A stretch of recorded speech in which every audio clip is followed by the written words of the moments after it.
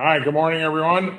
John Koelmel, great to see one and all again, and pleased to chair this meeting of our Finance Committee of both the Power Authority and Canal Corporation. With me, as we typically have, fellow trustees Dennis Trainor, Laurie Wheelock, Louis Warren, Cecily Morris, Michael Cusick. B. Gonzalez is excused for higher academic endeavors today. Justin, Adam, and assorted members of the team are similarly assembled in video as well as in White Plains. And with that, after celebrating the Knicks win last night, I'm pleased to call the meeting to order. And how about those Mets, Dennis? Are they knocking it out? Fantastic, John. I hate to say it though, Don't say it too early in the season. We glossed over the Mets. Yeah, didn't want to diminish those accomplishments. So right. Well, we'll sing this. We'll sing the song before we adjourn today. Okay. All right. Other than a sports update, unless anyone has any proposed amendments for the agenda as presented, we've all had an opportunity to review it. I'd ask for a motion to present the agenda as presented, rather. So moved. Second. All right, thank you very much. My chit chat, I skipped over the fact that this meeting's been duly noticed as required by Opens Meeting Law prior to calling it to order. As we typically do, we will start this meeting in exec session. Expectations that will be shorter than longer. Our agenda is rather straightforward today, so I would expect we'd be able to move efficiently through the remainder of the agenda once we re-adjourn in public session. Have a number of important items, but would expect that we can move with some reasonable pace. With that, I'd ask for a motion to conduct an executive session pursuant to Section 105 of the Public Officers Law. So moved. Second. All right, have a motion and a second. All in favor? Aye. Aye. Any opposed? Motion carried. We will adjourn to exec session and be back with everyone shortly. Thank you. Welcome back, everyone. I could ask for a motion to resume the meeting in open session. So moved. Second. Thanks, Louis. Motion and a second. All in favor? Aye. Aye. Any opposed? Motion carried. As always, no votes were taken during executive session. We all had a chance to review the list of contractors on which we will take action later today. Assume everyone's responded. If there's any late breaking changes or developments, please ensure you advise Karen and appropriately abstain. As I said, our agenda is pretty straightforward today. Adam will update us on where we stand in terms of financial operations, a few actions and initiatives relative to here we go. Canals and other support initiatives, and then a handful of projects that will be addressed as well. So to kick us off, I'll turn the podium over to our Chief Financial Officer, Adam Barsky, to update us on results and operations for the first 3 months of the year. Yes, good morning, Chairman, trustees, NYPA colleagues, members of the public. First, give an update on where we are in the first quarter of the year. The good news is that we are off to a good start, ahead of our target, our plan. Much of that was attributed to the fact that we had much colder weather than was expected compared to prior years, which drove up prices and demand. And we saw some more generation revenues from that, particularly down in the Sini region with our peaker plants. They were called on much more frequently, and we got the benefit of those increased usage and revenues out of our hydro plants. A lot of that is, as you know, has been hedged. So some of the benefit of the higher prices upstate went in terms of the monetized funds, which is was also over target and provided more money into the Western New York Economic Development Fund, for those revenues that we were seeing upstate New York. Other contributors were the fact that we also had higher interest income than was also planned. We had been forecasting more rate cuts by this time than has actually happened.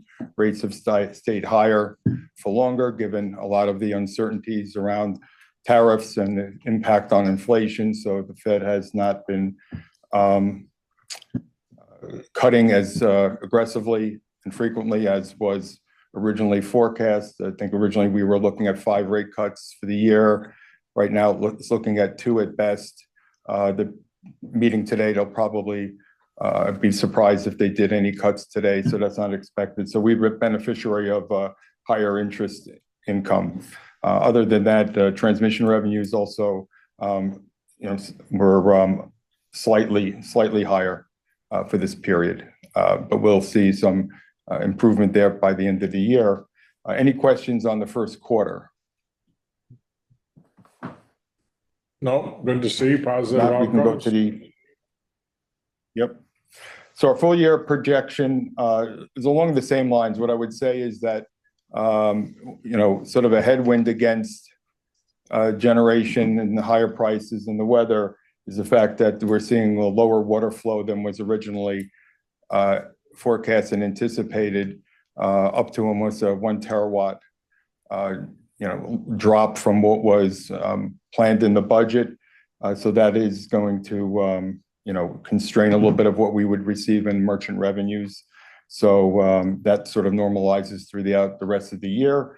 Transmission revenues we see being a little bit stronger than anticipated, and there are still some issues out there that might improve that even further. We have some actions down at FERC. We're waiting to see the outcome of those, as well as we do an annual true up towards the middle of the year, and that may also increase our forecast for the next half of the year, which is the new transmission rate year, which starts in July 1st. Non-utility revenues down slightly, just more of looks like a timing issue more than anything else. And everything else seems to be, holding well according to plan. So right now, our forecast is to be about $5 million ahead of our target. So we're in good shape as far as our end of the year planning goes at this stage. Any questions? Adam, just a strategic question. Have you and your team or Justin noticed any difference in process timing at FERC when you're putting in applications, et cetera, given all of the, federal cuts, DOGE, et cetera? Has that impacted your ability to get what we need out of FERC? I don't think we've seen anything to that. We're not seeing that. Okay. No, go ahead, Adam. I'm just saying, based on the actions we currently have going on, we are not seeing that. We see staff engaged. We're in the middle of some settlement discussions.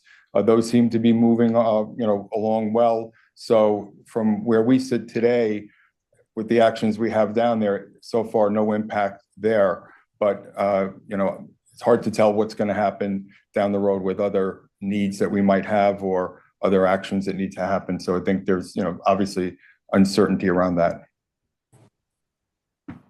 Thank you, Adam. Adam, just to clarify, so bottom line's holding together at the operating income line was favorable relative to plan for the first quarter.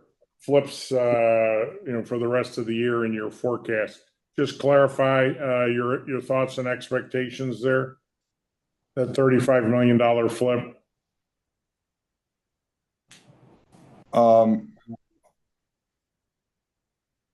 So which line are you referring to? Operating income. I'm just looking at operations. I mean, year to date, it's 15 million favorable. For the forecast for you, you've got a 20 million unfavorable. So I'm just looking to clarify the $35 million flip, which seems to be expense driven, but I mean, educate me, make sure we've got it. And like I would say the majority of that flip is, again, as I mentioned before, is the result of the higher prices we're seeing upstate, and a lot of that is going to the benefit of the monetized funds. So while we show it as a revenue on the top line, on the expense line is where we show the money coming out and going into those funds. So it's not really, an operating expense per se, but it's shown as an expense in terms of reducing our revenues and going into the funds to benefit economic development for Western New York. Because anything that we generate over the tariff rates are to be deposited into those funds. So the good news for economic development activities in Western New York. So really direct correlation to what we approve an additional 40 million, I think, 30 million. It was last meeting. So, okay. All right. Thank you. All right. Sorry. Canal Corporation. Any other questions? Okay, if none, we'll go to the next item. This is the next quarterly release for the canals that we do every quarter. We won't be having another meeting in time to make that release, so we're doing it, taking advantage of the time to do it now. And just an update as to how the canals are looking in terms of current budget and forecast, operating right on plan, both from the operating level and capital. Other good update there is that we are going to receive another $50 million from the state as a result of this year's budget to go towards infrastructure needs for the canals. So right now that's a good sign, because it's indicating that there is a commitment and a trend for this to continue. So I think we're very pleased to see this happen for the second time in a row. So good news for all the infrastructure needs we have for the canals and getting support from the state. Yeah, appreciate the clarity on this. Nicely displays the impact of our investment annually. So thank you for that. I think as Cecily noted, as we were coming back into open session, Canal's open next Friday. Is that right? That's correct. Another 10 days or so, Joe? Yes. Okay. We're ready to rock and roll. All's good? Everything's ready to go. Yeah. All the winter work has come to a conclusion. We had a little bit of structural issue at Glens Falls feeder. They're working on that right now. It will not impact the opening of the canals. So a couple of little things that we got to button up, but everything's a go for the opening on May 16th. Plenty of water? Plenty of water. Okay. Where it belongs. Water is flowing? Right, exactly. All right, excellent. Okay, any other questions for Justin, on canals? We can tie this motion with the next item as well and approve them together. So, okay, unless there's any other questions, keep rolling, Adam. Sure. The next item is a extension of $950 million short-term liquidity from banks as a backstop facility that allows us to issue our commercial paper. And we use our commercial paper for short-term financing needs. Up to this point, it's been used primarily for our energy efficiency program for our customers.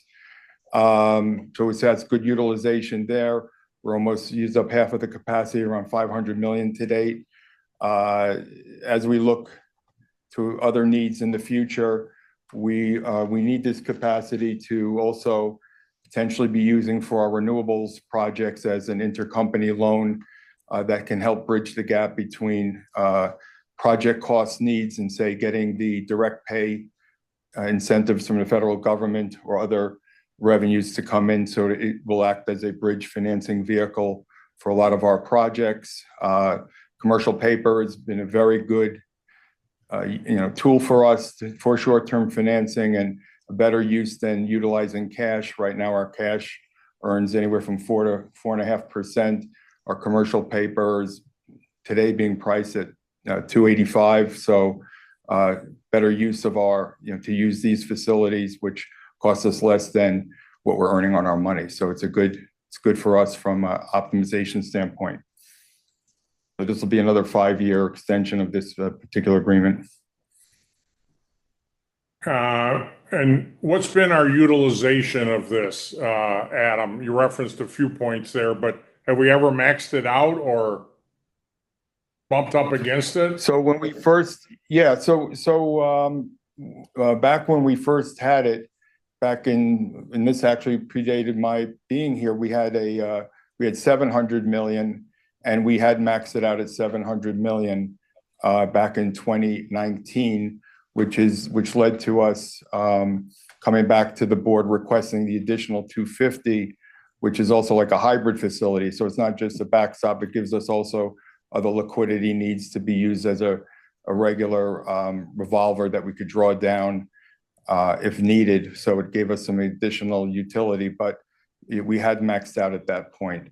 We've been able to manage that number down to where it is today at 500, but given the pipeline we have from the energy efficiency group under Maribel, we have 1.5 billion in projects for our customers that come at different speeds and paces, and always some differences in timing. We put out the money in advance of the project's completion, and then the customers pay us according to various milestone dates, usually within no more than 3 years at the most. But again, these facilities act as that bridge financing for us, so that we're not depleting other cash resources for other needs for NYPA and its capital program. So it's really good, been a great facility for that program. And as I mentioned, we see it now being utilized to help us on the renewable side as well, to bridge other financing gaps on the short-term basis.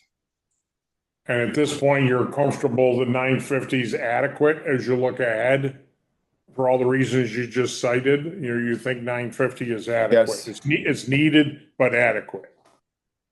It's needed but adequate at this moment, and if it starts getting higher, we would consider coming back to the board at that time. But right now, as we sit here today, we think it's adequate for what we can see. All right, great. Other questions for Adam?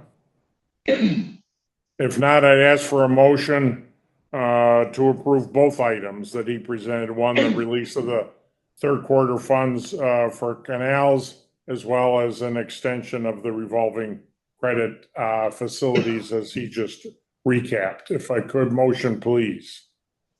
So moved. Thanks, Dennis. Second. Second in there, Lewis. Appreciate it. All in favor? Aye. Aye. Any opposed? Motion carried for recommendation to the full board. Thank you very much. Adam, well done. Thank you. Thank you. And also just for trustees' awareness and others, this Thursday, our SSM group will be hosting a supplier diversity event up in Tarrytown. We're already expecting over 700 firms to participate. So we're very excited about that. I think it's going to be our biggest event yet. So we're hoping for really great turnout there. And we'll give you some updates later on how we made out. Okay. Thank you. Thanks, Adam. Smart Path. I think Tim in the queue to take us through this one.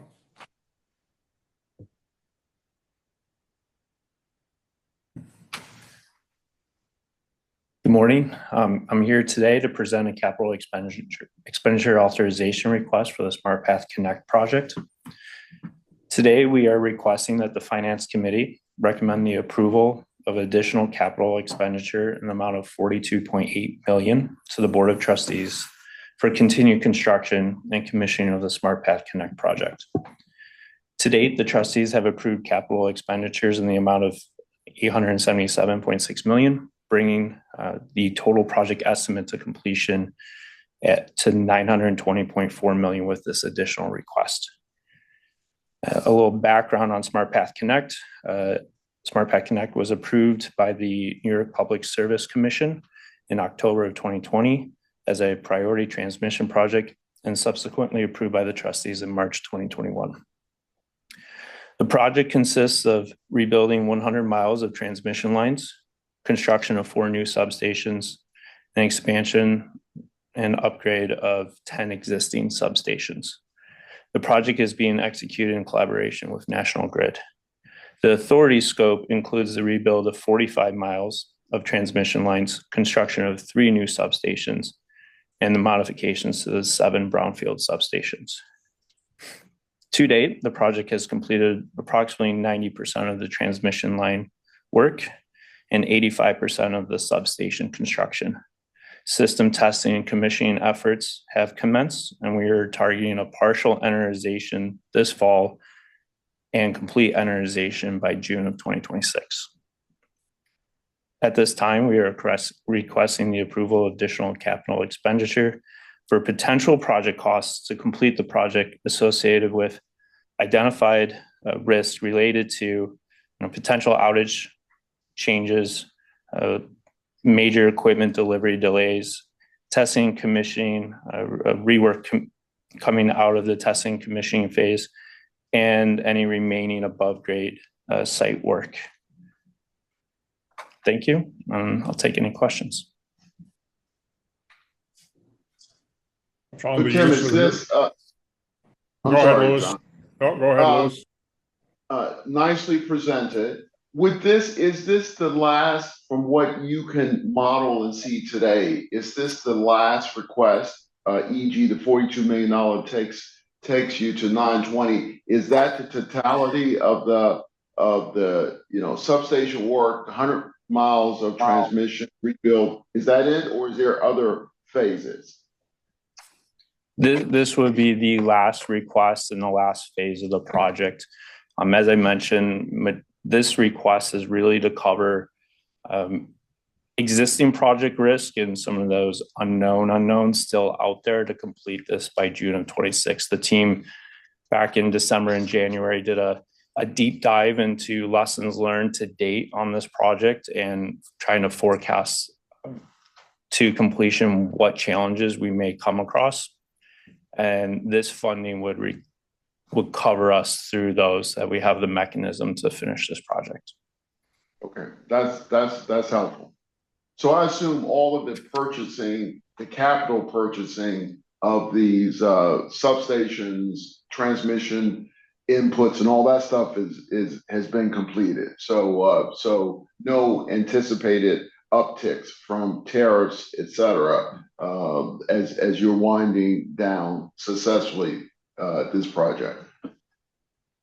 We have one more major piece of equipment still to be shipped overseas. That is the only one that we're tracking right now as a potential risk of cost impact due to the tariffs at this time. Okay. But you factored that into your $42.8 million request?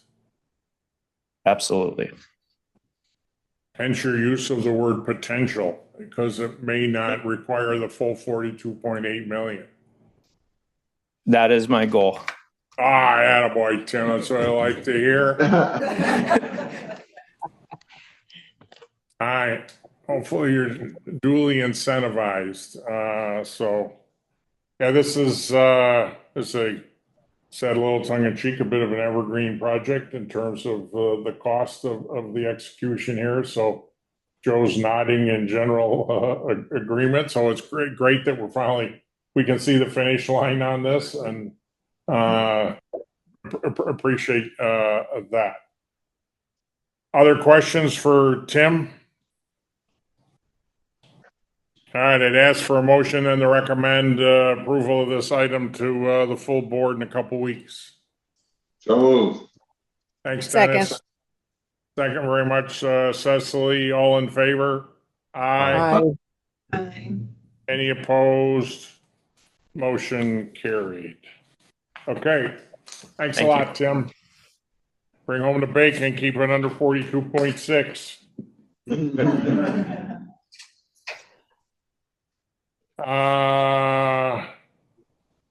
Next up, Lisa, IT. Staffing contract awards, or the need for staffing support for the next several years, another 25 million. Lisa, talk to us. Yes, exactly. Good morning. My name is Lisa Beatty, and I'm the VP of the Technology Business Management process. And I am representing NYPA IT with this request. So we are asking for an approval to award 11 5-year personal services contracts in an aggregate amount of 24.5 million to the firms that are listed here on the slide. We're relying on these contingent worker, the channel, as we always have for the past 5 years, is this is how we ensure that we have qualified staffing for the projects that we do for the business and the increasing needs, excuse me, and including the expanded authority and Vision 2030 renewed initiatives. The current value contracts that are expiring this month had 11 suppliers. There are 11 on this slide here too in the new selections. However, of the new 11, only 5 are incumbents from the previous 5 years. 6 are new for us, and this allows us the potential for more competitive pricing and more qualified resources. So we're looking forward to this new selection. Regarding our procurement process, we did the RFP in November of 2024 and received 122 proposals. We evaluated those based on the criteria that you see on the slide here and have now put it down to the 11 that you see selected here. The funding that's required for any IT contingent worker resource is always part of annual budgeting and in the long-range work plan. So that's basically it. Any questions? Yeah, talk to us a little bit more, Lisa. Go ahead, whoever's chipping in there. No, it's Cecily. You said we've done this for the past 5 years. How often did we need to Yes. dip into the resource? Monthly. Regularly. This is a channel. Yeah, this is a channel that we always rely on. I can tell you in March, we had 40 contingent workers on staff, and we had another 14 in the broadcast channel. So this is something we use continuously throughout our business. Thank you. Yeah, I'm curious, Lisa, we don't typically reject 90% of the proposals received. I don't mean that in a negative way. We're usually struggling to receive proposals from qualified firms. So 122 proposals received, you selected 11. It's great to hear there's been some churn and competitive opportunities to reposition the group and team. I mean, of that 122, how many were deemed fully qualified? I mean, what's the real field that you picked from? There was an initial review that cut it down about in half, which is meeting the proposal requirements, the basics, right? And then from there, that about 60, we did the qualified scoring, and these are the 11 that met all those criteria. Right. Well, it's great. I'm glad to hear it's that competitive. So. Very competitive. And we did actually a fair before we issued the RFP. And I think that generated a whole lot of interest. But it was good because we were able to actually, more than half of our suppliers are new this round. So it's very good. Okay. Any other questions for Lisa? If not, I'd ask for a motion to recommend this item to full board for approval. So moved. Thanks, Dennis. Second. Second. Thank you very much, Laurie. Any other questions? Otherwise, all in favor? Aye. Aye. Aye. Any opposed? Motion carried. Thanks so much, Lisa. Appreciate it and happy to see Thank you very much. strong interest and a competitive and positive outcome. Mhm. All right. Yeah, that's very good. Thank you. Deborah's up next. Similarly, we need support on the legal services front. Similar award recommendation. Deborah, podium is yours. Good morning, trustees, NYPA colleagues, members of the public. My name is Deborah Hopke. I'm Assistant General Counsel for Contracts Licensing and Environmental. I appear before you this morning to request that the Finance Committee recommend approval to the Board of Trustees for the award of 25 competitively bid contracts for legal services, each in a term of 5 years and in the aggregate target value of $35 million. As you are undoubtedly aware, the Law Department provides legal service and guidance to the authority's trustees, its leadership, and all authority business units, including its subsidiaries. Historically, outside law firms have been engaged by the Law Department from a roster of firms on an as-needed basis to provide expertise and to supplement internal resources when demand is high and new programs are implemented. A current roster of 27 legal services contracts plus assorted single services contracts have been fulfilling the Law Department's needs over the past 5 years. The roster of contracts will expire on May 25th, 2025, and the single source contracts are short-term, typically renewed annually.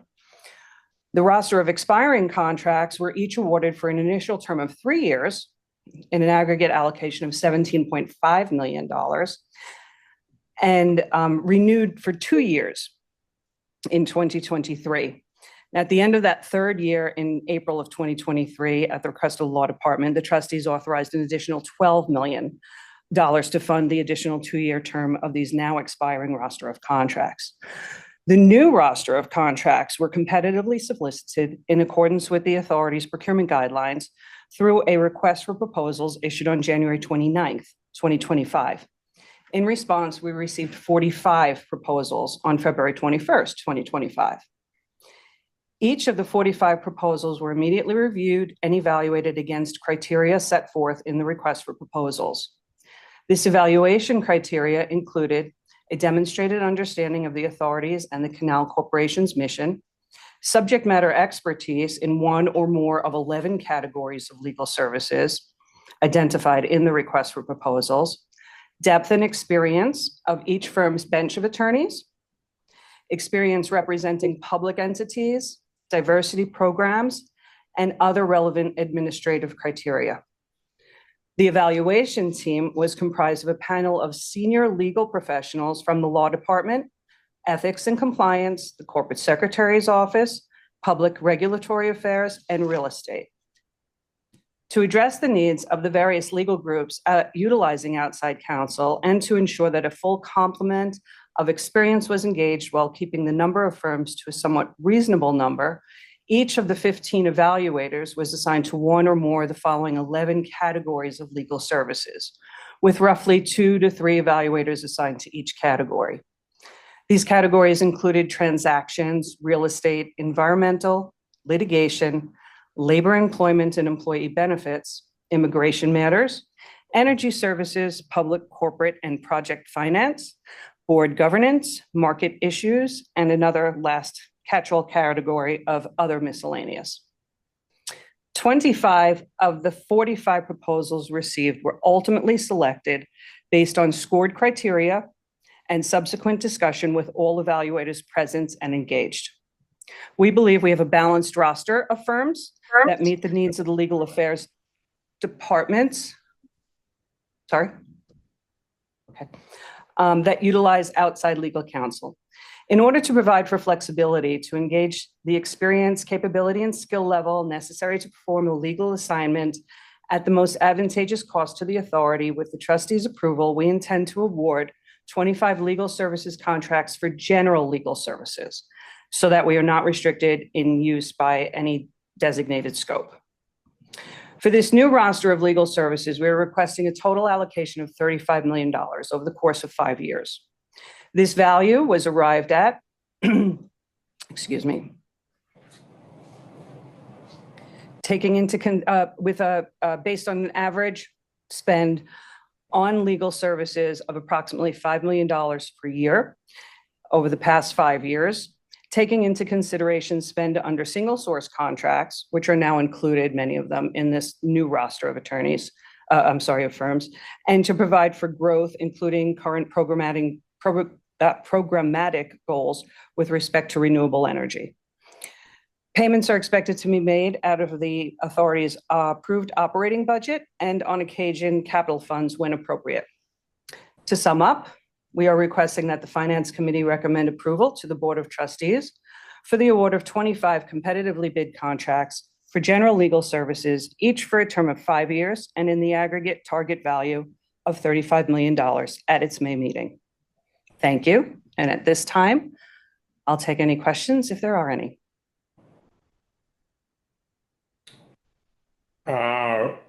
So always curious, of the 45 proposals received, you winnowed it down to 25. The 20 that didn't make the cut, of that 20, how many of them were quote unquote qualified or checked all the relevant boxes but weren't selected for other reasons? Or how inclusive is the list of 25? So,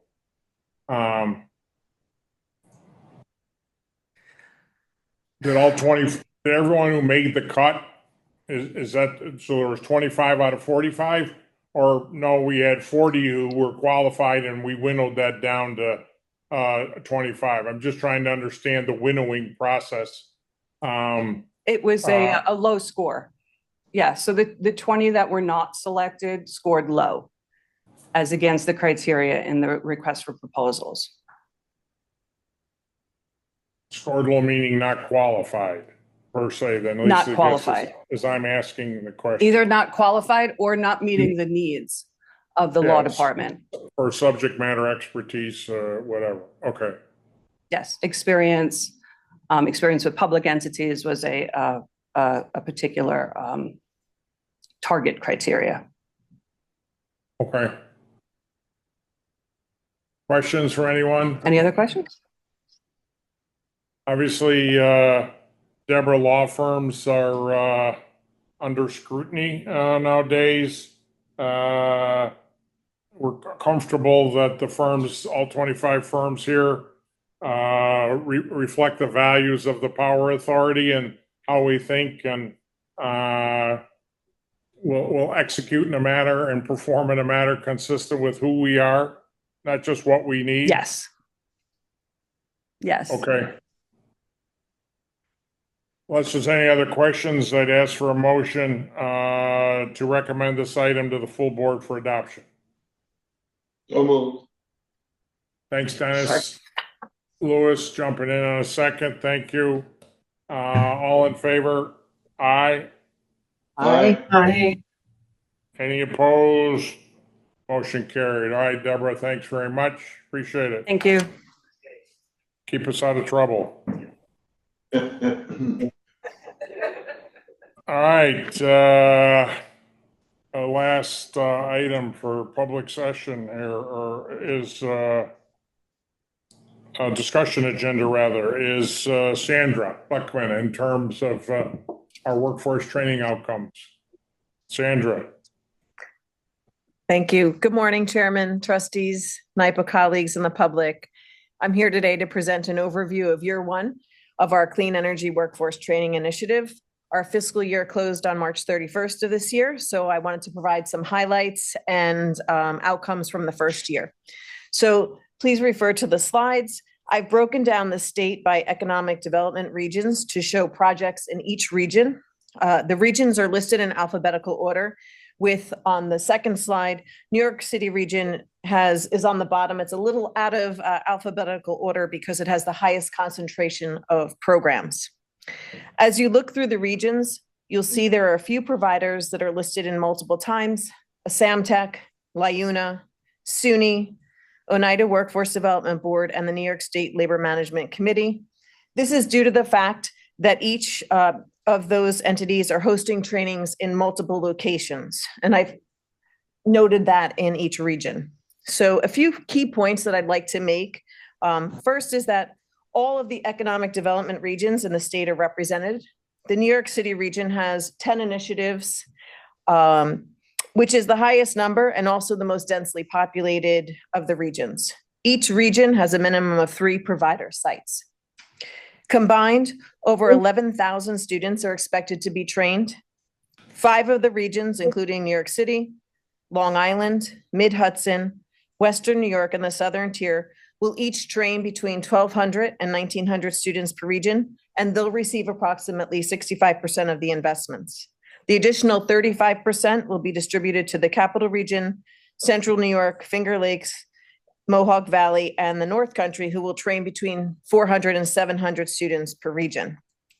The trainings include tuition and supportive services. This really makes this initiative different from other programs because we're not only supporting the training for disadvantaged communities, but we're also funding wraparound and support services such as childcare, mental health, and transportation. Students are receiving career readiness training and stipends for on-the-job learning and internships. The technologies covered in the training programs represent various areas of study, including electric vehicles and battery technology, energy efficiency and weatherization, clean energy installation and maintenance, including heat pumps and HVAC technologies. We have pre-apprenticeship programs that lead to direct entry into union trades. We have 3 labor unions represented, and the training providers range from small community-based organizations to our statewide education system, SUNY. Labor, education, and nonprofit organizations are all represented. I'd also like to note that not only do the programs serve a diverse population, they also encompass both new and incumbent workers. Another key point that I wanted to make is that this data is representative of the $16 million in awards that NYPA oversees directly. In addition to this, to add to the statewide reach, the New York State Department of Labor has obligated funds to workforce development boards across the state to upskill and reskill workers. Their participating workforce development boards include representation in the Capital Region, Broome, Tioga, Chautauqua, Chemung, Schuyler, Steuben, Dutchess, Fulton, Montgomery, Schoharie, Hempstead, Herkimer, Madison, Oneida, Rochester, New York City, Niagara, Oswego, St. Lawrence, Tompkins, Ulster, and Westchester Putnam. We're breaking down barriers for the students as well as for the training providers. We have worked to eliminate the hurdles that many training providers and organizations face. The training providers have been meeting with me every 3 months. Some of the trainings are just getting started. Some are in the midst of their first cohorts, but I've been working together with each awardee to ensure that we're not just a funder, but a partner. I've started working internally to put together a database of NYPA intellectual capital, my colleagues who are subject matter experts in topics that are being trained, who can easily be deployed to perform a demonstration or speak at one of the training classes. Our NYPA team went out to the Ready Center in Brooklyn to speak to one of our cohorts, and one of the students said the information was provided in a way that was easily dissected and understood. The NYPA representatives were also helpful and informational and knew how to present the information and create visualizations that helped us understand the components and pathways to EV jobs. I feel that in the first year, we've made a significant impact across the state. NYPA is beginning to be known in the workforce development arena. People have been reaching out to me and there's a buzz. It's only just the beginning. But of course, there's always more work to do, and I'm excited for year 2. I've been working to attend conferences, speaking at summits, and working very closely with my colleagues, such as the environmental justice and community and government relations teams, to get the word out about this initiative. We're in the process of developing collateral and updating our website. And as we move on to year 2, we'll ensure that we continue to impact lives and provide opportunities for individuals across the entire state. Thank you. I'll take any questions at this time. Yeah, thank you. Thank you, Sandra. Thoughts, questions from the group?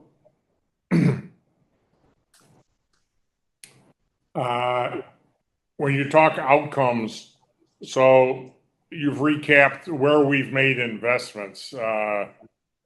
correct? But at this point, we don't have information on program outcomes, right? Too early. The contracts through the RFP are 2 years, so they're just getting started. After we awarded the funds, it takes a few months to get the contract together, and then they're just starting. So within the next 6 months, I'll have some outcomes from our first cohorts. And how do you define outcomes? I'm curious. What are you looking at? What defines a successful program? So based on the number of students they've proposed to train, the number of students that have completed, and those that are placed in jobs, and the supportive services that they receive. So each time that I meet with the training providers, I will go over what their proposed milestones are. So they are reimbursed on a milestone basis. So if they're not meeting their milestones, they're not receiving their funds, but looking at making sure that they're hitting those targets. In their scope of work, they all proposed a certain number of students, number of cohorts. So just comparing that. Okay. Yeah, and we look forward to that. So in my limited workforce training experience, I think, yeah, program retention, program graduation, and job placement. So whether those are the right three or the ones you just recapped, if you can give us over time, and I realize this will build in the years ahead, yeah, consistent metrics to see what programs are working and not working, and how we can lean into what's going well, or make sure we're supporting the winners and enabling the losers to reshape their focus and better benefit everyone. So yeah, look forward to that as we go here. Absolutely. I look forward to providing the data. And, that's why I've been meeting with them every 3 months on a quarterly basis, just to make sure that they're meeting their metrics. If they need help, is there a way that we can assist them if they're falling short? And so I look forward to providing, all the outcomes and the retention and the number of jobs and students that have received certifications and degrees. Okay, yeah, and I think about economic impact, job placement, economic multiplier, all that good stuff in terms of quantifying a real return on our investment here.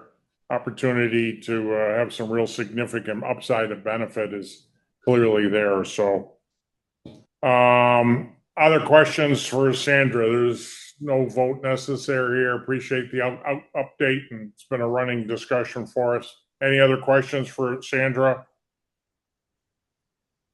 Okay, thanks very much, Sandra. Look forward to the continuing updates. Thank you very much. Thank you. That completes our discussion agenda. Next item is our consent agenda, which was presented to us, and hopefully everyone had a chance to take a look at it. Before I ask for a vote, Maribel, if you want to maybe just highlight a couple items here for us before we take a formal vote. Absolutely, Chairman and trustees, NYPA colleagues, just want to highlight one of the recommendations there is for the committee to recommend the approval to release up to $5 million in funds to support the 2025 Agricultural Consumer Electricity Discount Program. Funding of this Agricultural Consumer Electricity Discount Program provides a tremendous benefit that's been well recognized over a number of years. It provides over 4,000 agriculture customers an average annual benefit of approximately $1,800. These 4,000 customers are located across 3 utilities: National Grid, NYSEG, and RG&E. And NYPA does receive annual reports from these 3 utilities in order to verify the effectiveness of this program. So a very well recognized and appreciated program from the agricultural community across New York State. Also, given the financial condition of the Power Authority, that is why the staff highly recommends the release of the funds and recommendation to the board to support this program. Okay. So certainly agree. The farming industry, ag industry is under incremental pressure for sure. So every little bit of support is beneficial. So thank you for your work and the team's work. Unless there's any other questions, I'd ask for motion to approve the consent agenda as presented. So moved. Thanks, Dennis. Second. I'll second. Thanks, Cecily. All in favor? Aye. Aye. Any opposed? Motion carried. Unless there's any other matters to come before us, that concludes our agenda today. Our next scheduled meeting of the Finance Committee is tail end of June. We're all together as a full board in a couple weeks in White Plains. Look forward to seeing everyone then. And with that, I ask for a motion to close the meeting. So moved. Thanks, Dennis. You're a motion machine today. Second. I know. I was waiting for someone to jump in. All right, well. All right. Thanks, Louis. Any all in favor? Aye. Aye. Any opposed? Motion carried. Everyone have a great day. Go Knicks, go Mets, go Yankees, I guess. I don't know. But all right, everyone. Thanks very much for your time today. We'll see you all in a couple weeks. Okay, Enjoy bye. the sunshine. Bye, everyone. Thank you. Take Have a care. great day.